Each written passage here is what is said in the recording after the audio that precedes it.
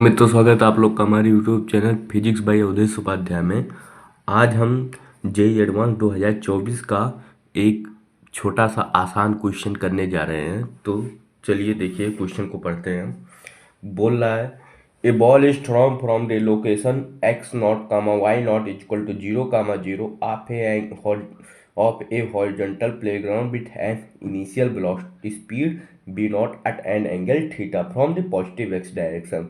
The ball is to be hit by a stone which is thrown at the same time from the location x1, y1 equal to L, 0. The stone is thrown at angle 180 minus theta 1 from the positive x direction with a suitable initial speed. इसको आप underline कर लीजिए क्योंकि speed दूसरे वाले का नहीं दे रहा है, सुइटेबल स्पीड क्या है.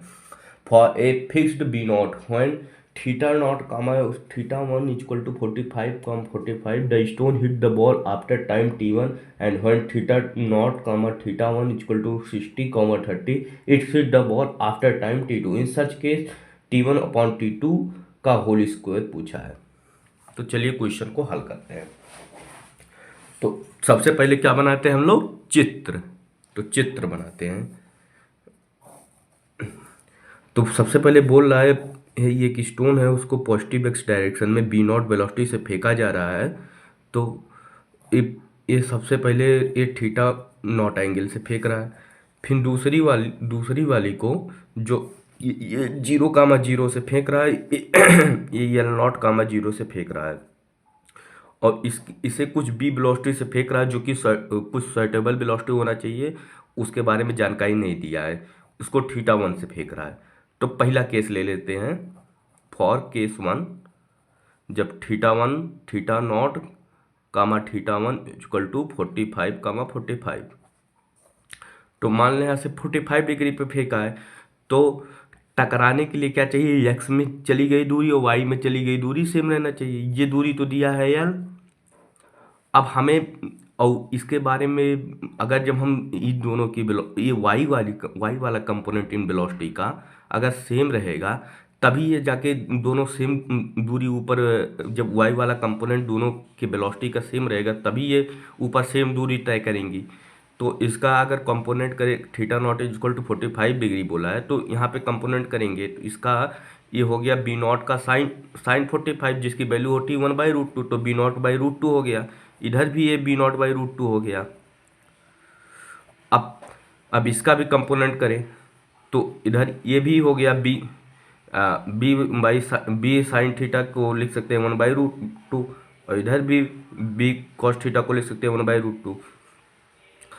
अब इसके लिए देखिए बी नॉट बाई √2 और b/√2 ये दोनों बराबर होने चाहिए, तभी इन दोनों का ऊपर जितनी दूरी तय करेंगे वो बराबर होगा. तो इस केस में बी नॉट बाई √2 बराबर होना चाहिए b/√2 के. तो बी नॉट बराबर होना चाहिए b के. समझ में आया? अब t1 हम लोग निकालते हैं.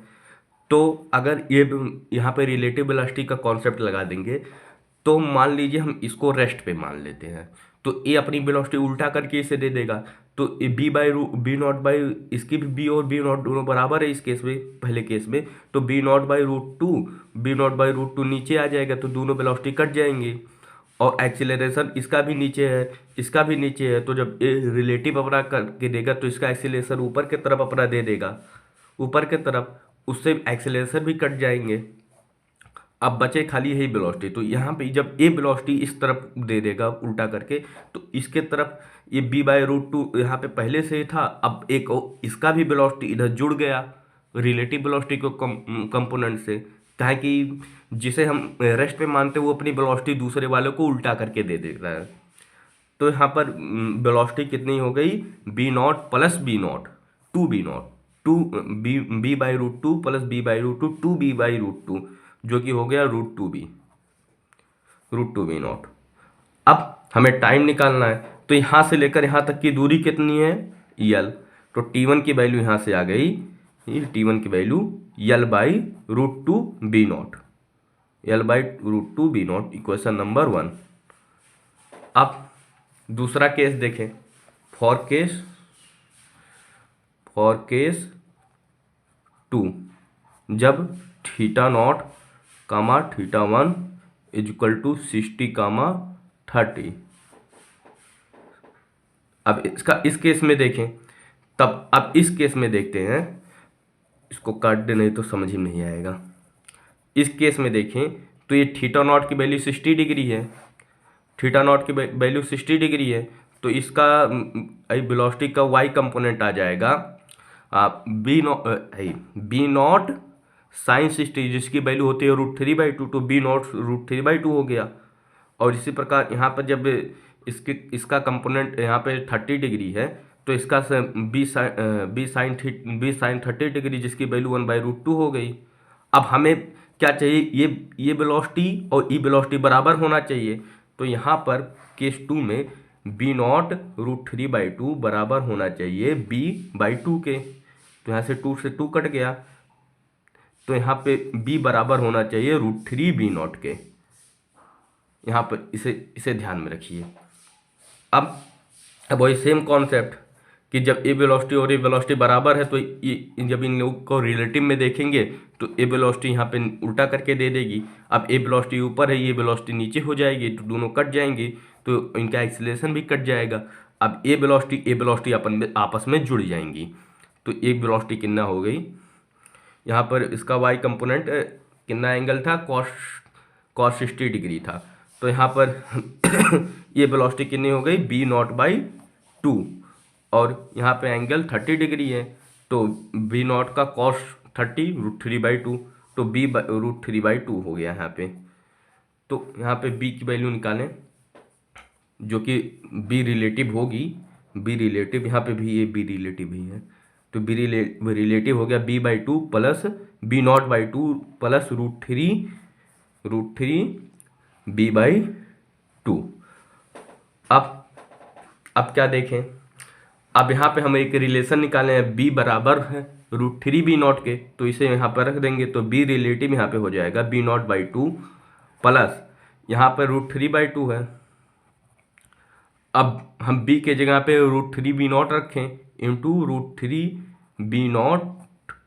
अब ये दोनों √3 3/2 हो गया, और b/2, तो b/2 प्लस 3/2 b0, ये दोनों जुड़ के b रिलेटिव कितना हो गया, 2b0 बरोबर। अरे 3/2 और 1/2 2b0 हो गया बरोबर। अब यहाँ से T2 की वैल्यू हम निकालें, तो T2 बराबर हो गया, ये दूरी कितनी है L, और b रिलेटिव कितना हमने निकाला है 2b0, तो L/2b0 बरोबर। अब यहाँ से आ गया, अब हमसे पूछा है T1/T2 का होल स्क्वायर, तो अब रख दें, तो T1/T2 की वैल्यू कितनी आ गई, T1 की वैल्यू कितनी थी, T1 की वैल्यू कितनी थी,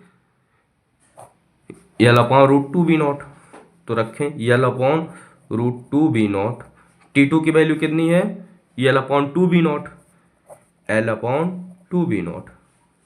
अब इसको यहाँ से b0 से b0 गया, L से L गया, ये 2 ऊपर चला गया, तो T1/T2 इज इक्वल टू हो गया 2/√2, जिसकी यहाँ से एक कट गया, यहाँ पे √2 आ गया, तो T1/T2 ये आ गया √2।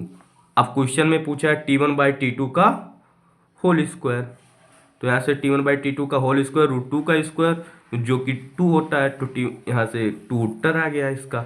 आशा करता हूँ आप लोग को हमारा वीडियो पसंद आया हो, तो हमारे चैनल को सब्सक्राइब करें। धन्यवाद। हर हर महादेव।